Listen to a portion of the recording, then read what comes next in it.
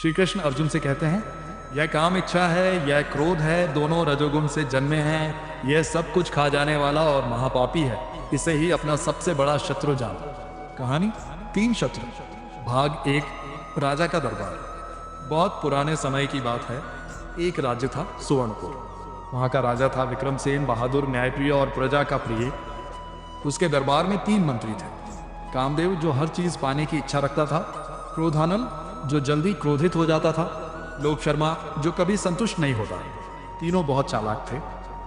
राजा को उन पर पूरा भरोसा था। लेकिन राज्य के एक बुजुर्ग संत महर्षि चेतन ने एक दिन राजा से कहा, राजन, आपके दरबार में 3 शत्रु बैठे हैं। राजा हंसा, महर्षि, ये तो मेरे सबसे विश्वसनीय प्रिय हैं। महर्षि बोले, आज नहीं दिखते, लेकिन एक दिन यही तीनों आपका सर्वनाश करेंगे। राजा ने बात टाल दी।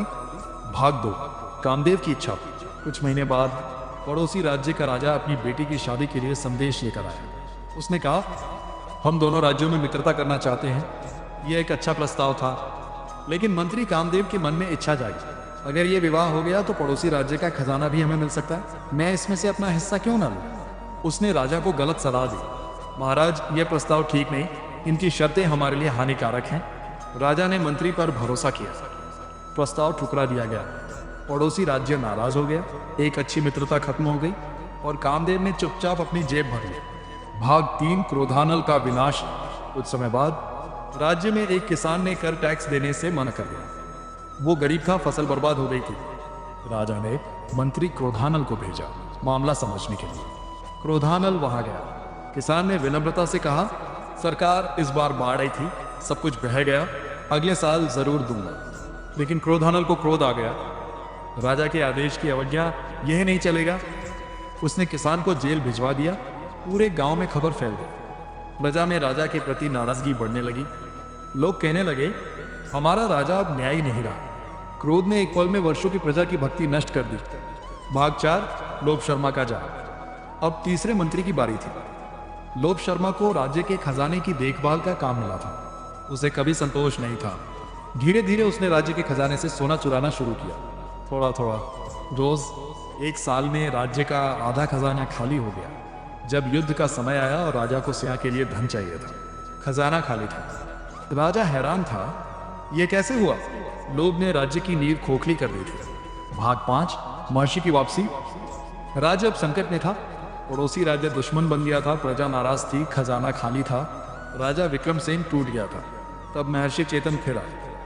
राजा ने सिर झुकाकर कहा, महर्षि, आप सही थे, लेकिन मुझे समझ नहीं आया। महर्षि बैठ गए और बोले, राजन, ये तीनों मंत्री बाहर नहीं थे, ये तीनों हर इंसान के भीतर रहते हैं। काम यानी अंधी इच्छा, जो सोचे बिना सब कुछ पाना चाहती है। क्रोध, जो विवेक छीन लेता है, जो क्षण में वर्षों की मेहनत मिटा देता है। लोभ, जो कभी नहीं बढ़ता, जितना मिले उतनी और चाह बढ़ती है। जब तक इन तीनों को पहचानोगे नहीं, ये तुम्हारे राजा बने रहेंगे। भाग 6। श्री कृष्ण का ज्ञान। राजा ने पूछा, तो इनसे मुक्ति कैसे मिले? महर्षि मुस्कुराए और बोले, श्री कृष्ण ने अर्जुन से कहा था, इच्छा को पहचानो, क्रोध को देखो, लोभ को समझो। शत्रु वही जीतता है जिसे हम पहचानते नहीं। जिस दिन तुमने काम को काम कहकर पुकारा, उसी दिन उसकी आधी ताकत चली गई। जिस दिन क्रोध आए और तुम एक पल रुककर कहो, यह क्रोध है, मैं नहीं, उसी दिन तुम जीत जाओगे। जिस दिन लोभ जागे और तुम पूछो, क्या मुझे सच में इसकी जरूरत है, उसी दिन लोभ हार जाएगा। भाग 7। राजा का परिवर्तन। राजा ने तीनों मंत्रियों को बुलाया, उन्हें दंड दिया, लेकिन क्रोध से नहीं, न्याय से। फिर उसने खुद को बदलना शुरू किया। जब भी कोई इच्छा जागती, वो रुकता। जब भी क्रोध आता, वो सांस लेता। जब भी लोभ आता, वो दान करता। धीरे धीरे राज्य फिर से खुशहाल हुआ। प्रजा ने कहा, हमारा राजा बदल गया, अब वो सच में राजा है। भाग 8। अंतिम संदेश। एक दिन राजा ने महर्षि से पूछा, महर्षि, मैंने बाहर के शत्रुओं से तो लड़ना सीखा था, लेकिन भीतर के शत्रुओं का पता नहीं था। महर्षि बोले, यही तो श्री कृष्ण ने कहा था, बाहर का शत्रु तलवार से जीता जाता है, भीतर का शत्रु विवेक से। और विवेक तब आता है जब हम अपने मन को देखना सीख जाते हैं। गीता सार। श्लोक 37 की 3 सीखें। 1। काम इच्छा को पहचानो।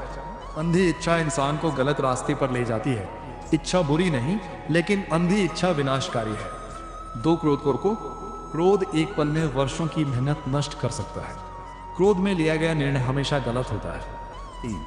लोभ से बचो। लोभ कभी नहीं बढ़ता। जितना मिले उतनी और चाह, यही इंसान को खोखला करता है। श्री कृष्ण का अंतिम वचन, इन तीनों को अपना शत्रु जानो, इन्हें जीतने वाला ही सच्चा विजेता है, चाहे युद्ध भूमि हो या जीवन। हरे कृष्ण।